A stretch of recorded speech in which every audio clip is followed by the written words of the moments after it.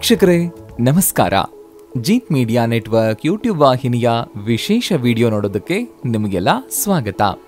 ಮನೇಲಿ ಹೆಣ್ಮಕ್ಳಿಗೆ ಸದಾ ಆರೋಗ್ಯ ಸಮಸ್ಯೆ ಕಾಡ್ತಾ ಇರುತ್ತಾ? ಈ ವಿಡಿಯೋದಲ್ಲಿ ತಿಳಿಸಿದ 3 ಉಪಾಯವನ್ನ ಮಾಡಿ ನೋಡಿ ಅನ್ನೋ ರಹಸ್ಯದ ಮಾಹಿತಿಯನ್ನ ಈ ವಿಡಿಯೋದಲ್ಲಿ ನಾನು ನಿಮಗೆ ತಿಳಿಸ್ಕೊಡ್ತೀನಿ. ಹಾಗೇನೆ ಈ ವಿಡಿಯೋಗೆ ಈಗಲೇ ಒಂದು ಲೈಕ್ ಕೊಟ್ಟು ವಿಡಿಯೋದ ಕೆಳಗಡೆ ಓಂ ನಮೋ ನಾರಾಯಣಾಯ ಅಂತ ಕಮೆಂಟ್ ಮಾಡೋದಕ್ಕೆ ಮರಿಬೇಡಿ. ಮನೆಯಲ್ಲಿರೋ ಹೆಣ್ಣು ಮಕ್ಕಳಿಗೆ ಅಬ್ಬಬ್ಬಾ ಅಂದ್ರೆ ಏನ್ ಕೆಲಸ ಇರುತ್ತೆ ಹೇಳಿ? ಬಟ್ಟೆ ತೊಳೆಯೋದು, ಪಾತ್ರೆ ತೊಳೆಯೋದು, 2 ಹೊತ್ತಿನ ಊಟನ ಟೈಮ್ ಟು ಟೈಮ್ ಮಾಡ್ಕೊಂಡಿರೋದು ಅಷ್ಟೇ. ಹೀಗಂತ ನೀವು ಅನ್ಕೊಂಡಿದ್ದೀರಾ? ಹಾಗಾದ್ರೆ 4 ರಿಂದ 5 ದಿನ ಮನೇಲೇ ಇದ್ ನೋಡಿ, ಅವ್ರು ಮಾಡೋ ಕೆಲಸ ಏನು ಅಂತ ಅರ್ಥ ಆಗುತ್ತೆ. ಹೊರಗಡೆ ಕೆಲಸ ಮಾಡೋರ್ಗೆ ಹಬ್ಬ ಹರಿದಿನ ಹಾಗೂ ವಾರಕ್ಕೆ ಒಮ್ಮೆಯಾದ್ರೂ ರಜೆ ಸಿಗುತ್ತೆ. ಆದ್ರೆ ಮನೆಯಲ್ಲಿರೋ ಹೆಣ್ಣು ಮಕ್ಕಳಿಗೆ ಆ ದಿನ ಬೇರೆ ದಿನಗಳಿಗಿಂತ ಹೆಚ್ಚು ಕೆಲಸ ಇರುತ್ತೆ. ಇನ್ನೂ ಕೆಲ ಹೆಣ್ಣು ಮಕ್ಕಳು ಇರ್ತಾರೆ ನೋಡಿ, ಅವರು ಮನೆಯಲ್ಲೂ ಕೆಲಸ ಮಾಡ್ತಿರ್ತಾರೆ, ಹಾಗೇನೆ ಹೊರಗಡೆ ಹೋಗಿ ದುಡ್ಕೊಂಡು ಬರ್ತಾ ಇರ್ತಾರೆ. ಅವರಿಗೆ ಎಲ್ಲಿ ರೆಸ್ಟ್ ಸಿಗ್ಬೇಕು ಹೇಳಿ? ನಾನ್ ಸ್ಟಾಪ್ ಆಗಿ ಕೆಲಸ ಮಾಡ್ತಾನೆ ಇರ್ತಾರೆ. ಇದರಿಂದ ಅವರ ಜೀವನ ರೆಸ್ಟ್ಲೆಸ್ ಆಗೋಗ್ಬಿಟ್ಟಿರುತ್ತೆ.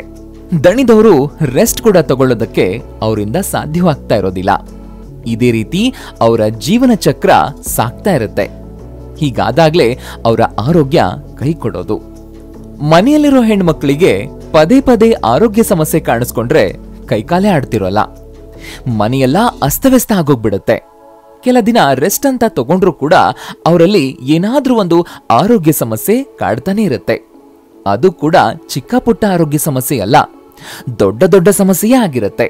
ಅದಕ್ಕೇನ್ ಮಾಡ್ಬೇಕು ಗೊತ್ತಾ? ಶಾಸ್ತ್ರದಲ್ಲಿ ಹೇಳಲಾಗಿರೋ ಈ ಕೆಲ ಅದ್ಭುತ ಉಪಾಯಗಳನ್ನ ಪಾಲಿಸಿ ಎಂಥ ಜಟಿಲ ಸಮಸ್ಯೆ ಇದ್ರೂ ಕೂಡ ಅದು ದೂರ ಆಗ್ಬಿಡುತ್ತೆ.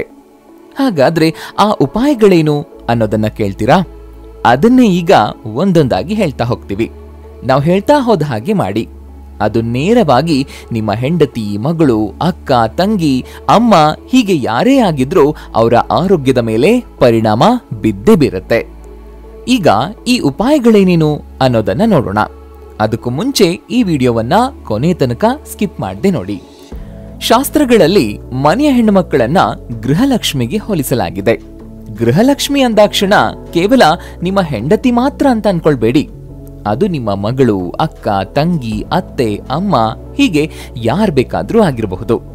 ಅವರು ಮನೇಲಿ ಎಷ್ಟು ಸಂತಸ ಹಾಗೂ ಸಮಾಧಾನದಿಂದ ಇರ್ತಾರೋ ಅಲ್ಲಿ ಸಂಪತ್ತು, ಸಮೃದ್ಧಿ ಅಷ್ಟೇ ತುಂಬಿಕೊಂಡ್ಬಿಟ್ಟಿರುತ್ತೆ. ಆದ್ರೆ ಕೆಲವೊಮ್ಮೆ ನಿಮ್ಮ ಮನೆಯ ಗೃಹಲಕ್ಷ್ಮಿಯರಿಗೆ ಕೆಲವೊಮ್ಮೆ ಅಚಾನಕ್ಕಾಗಿ ಆರೋಗ್ಯದಲ್ಲಿ ಏರುಪೇರಾಗುತ್ತೆ. ಏನೋ ಚಿಕ್ಕ ಸಮಸ್ಯೆ ಅಂತ ಸುಮ್ಮನಾಗೋ ಹಾಗಿಲ್ಲ, ಯಾಕಂದ್ರೆ ಅದೇ ದೊಡ್ಡ ಸಮಸ್ಯೆ ಆಗೋಗ್ಬಿಡುತ್ತೆ. ಕೆಲವೊಮ್ಮೆ ಜೀವಕ್ಕೂ ಕಂಟಕ ತಂದ್ಬಿಡುತ್ತೆ. ನೀವು ಅಂಥ ಸಂದರ್ಭವನ್ನ ಎದುರಿಸಬಾರದು ಅಂತಂದ್ರೆ ನೀವು ನಿಮ್ಮ ಮನೆಯ 4 ಗೋಡೆಗಳತ್ತ ಮೊದಲು ಗಮನ ಹರಿಸಿ. ಮನೆಯ ಹೆಣ್ಣು ಮಕ್ಕಳ ಆರೋಗ್ಯ ಚೆನ್ನಾಗಿರ್ಬೇಕು ಅಂತ ಏನಾದ್ರೂ ಉಪಾಯ ಹೇಳ್ತೀರಾ ಅಂತಂದ್ರೆ ಇದೇನಿದು ಮನೆಯ ಗೋಡೆಗಳನ್ನ ನೋಡಿ ಅಂತ ಹೇಳ್ತಿದ್ದೀರಿ ಅಂತ ಅನ್ಕೊಂಡ್ರಾ? ಅಸಲಿಗೆ ನಿಮ್ಮ ಮನೆಯ ಹೆಣ್ಣು ಮಕ್ಕಳ ಆರೋಗ್ಯಕ್ಕೂ ನಿಮ್ಮ ಮನೆಯ ಗೋಡೆಗಳ ಮಧ್ಯೆಯೂ ಒಂದು ಕಾರಣದ ಒಂದು ಶಕ್ತಿ ಇದೆ. ಅದಕ್ಕೆ ವಾಸ್ತು ಅಂತ ಕೂಡ ಹೇಳ್ಬೋದು. ಅದೇ ನಿಮ್ಮ ಮನೆಯ ಹೆಣ್ಣು ಮಕ್ಕಳ ಆರೋಗ್ಯದ ಮೇಲೆ ಪರಿಣಾಮ ಬೀರುವ ಹಾಗೆ ಮಾಡ್ತಿರುತ್ತೆ. ಈ ವಾಸ್ತು ಇದೆಯಲ್ವಾ, ಇದು ಪಂಚಭೂತಗಳನ್ನ ಸಮತೋಲನಗೊಳಿಸಿ ಮನೆಯೊಳಗೆ ಸಂತಸ, ಸಮೃದ್ಧಿಯನ್ನ ತರುತ್ತೆ. ಆದ್ರೆ ವಾಸ್ತುವನ್ನ ಕಡೆಗಣಿಸಿ ಮನೆ ಕಟ್ಟಿದ್ರೆ ಸಮಸ್ಯೆಗಳ ಸಾಲು ಸಾಲು ಆರಂಭವಾಗಬಹುದು. ಕೆಲವೊಮ್ಮೆ ಗೊತ್ತಿದ್ದೂ ಮಾಡುವಂತಹ ಕೆಲವೊಂದು ತಪ್ಪುಗಳು ಆರೋಗ್ಯ ಸಮಸ್ಯೆಗೂ ಕಾರಣವಾಗಬಹುದು. ಅದು ಕೂಡ ಮನೆಯ ಗೃಹಿಣಿಯ ಮೇಲೆ ಪರಿಣಾಮ ಬೀರುತ್ತೆ. ಈ ವಿಷಯ ನಿಮಗೆ ಗೊತ್ತಿತ್ತಾ? ಇಲ್ಲ ಅಂತಾನೆ ನಾವು ಅಧ್ಯಯನ ಮಾಡಿ ಈ ವಿಷಯವನ್ನ ನಿಮ್ಮ ಮುಂದೆ ಇಡ್ತಾ ಇದ್ದೀವಿ. ಕೆಲವೊಮ್ಮೆ ನಮಗರಿವಿಲ್ಲದಂತೆಯೇ ಆಗುವಂತಹ ವಾಸ್ತುದೋಷದಿಂದ ಮನೆಯಲ್ಲಿರೋ ಮಹಿಳೆಯರ ಮೇಲೆ ಹೆಚ್ಚಿನ ಪರಿಣಾಮ ಬೀರುತ್ತೆ. ಕೆಲವೊಂದು ಮನೆಗಳನ್ನ ನೋಡಿದೀರಾ? ಅದು ಮಳೆ ಬಂದಾಗೆಲ್ಲ ಸೋರ್ತಾನೆ ಇರುತ್ತೆ. ಹಾಗೇನೆ ಮನೆಯಲ್ಲಿರೋ ನಲ್ಲಿಯೂ ಕೂಡ ನೀರು ಸೋರ್ತಿರುತ್ತೆ. ಹೀಗೆ ಸೋರುವ ಮನೆಯಲ್ಲಿರುವಂತಹ ಹೆಣ್ಣು ಮಕ್ಕಳಿಗೆ ಒಂದಲ್ಲ ಒಂದು ಆರೋಗ್ಯದ ಸಮಸ್ಯೆ ಇದ್ದೇ ಇರುತ್ತೆ.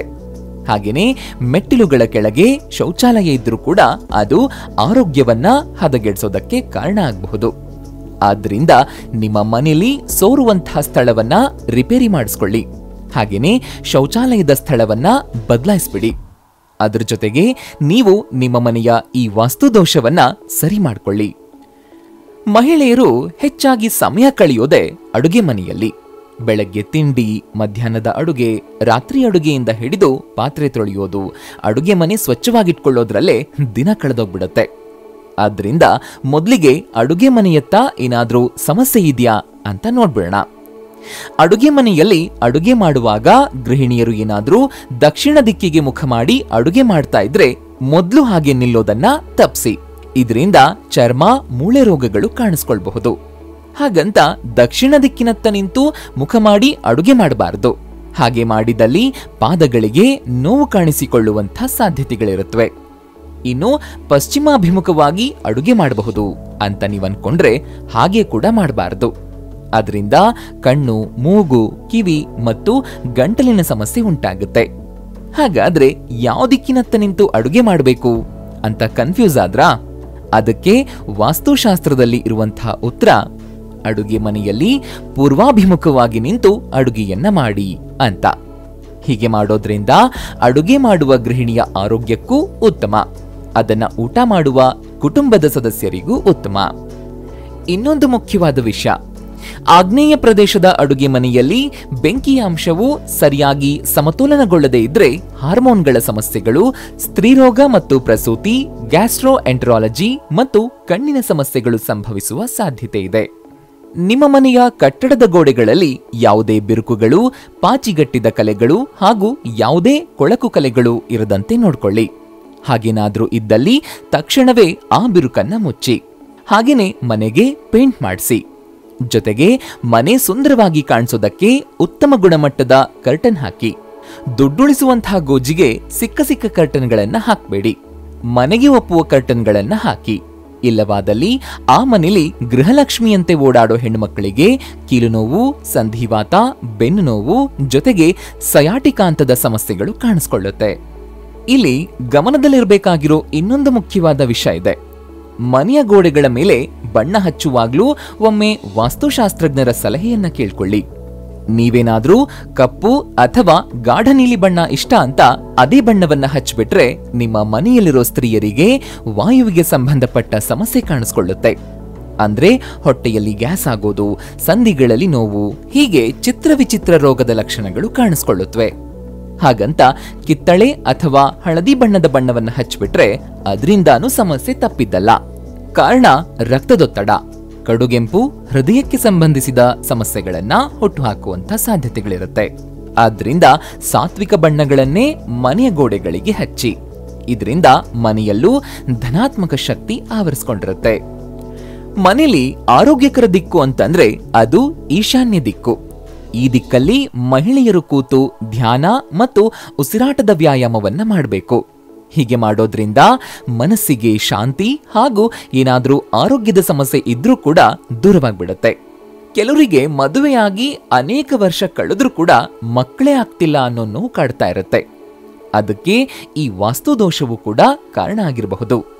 ವಾಸ್ತುಶಾಸ್ತ್ರದ ಪ್ರಕಾರ ಈಶಾನ್ಯ, ಆಗ್ನೇಯ ಮತ್ತು ನೈಋತ್ಯ ದಿಕ್ಕುಗಳಲ್ಲಿ ವಾಸ್ತುದೋಷ ಏನಾದರೂ ಕಾಣಿಸ್ಕೊಂಡಿದೆಯಾದಲ್ಲಿ ಅಂತಹ ಮನೆಯಲ್ಲಿರುವ ಮಹಿಳೆಯರಿಗೆ ಮಕ್ಕಳಾಗಿಲ್ಲ ಅನ್ನೋ ನೋವು ಸದಾ ಕಾಡ್ತಾ ಇರುತ್ತೆ.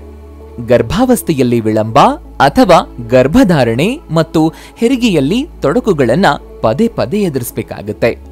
ಆದ್ರಿಂದ ಈ ದಿಕ್ಕಿನಲ್ಲಿರುವಂತಹ ವಾಸ್ತುದೋಷಕ್ಕೆ ಪರಿಹಾರವನ್ನ ಕಂಡುಕೊಳ್ಳಿ.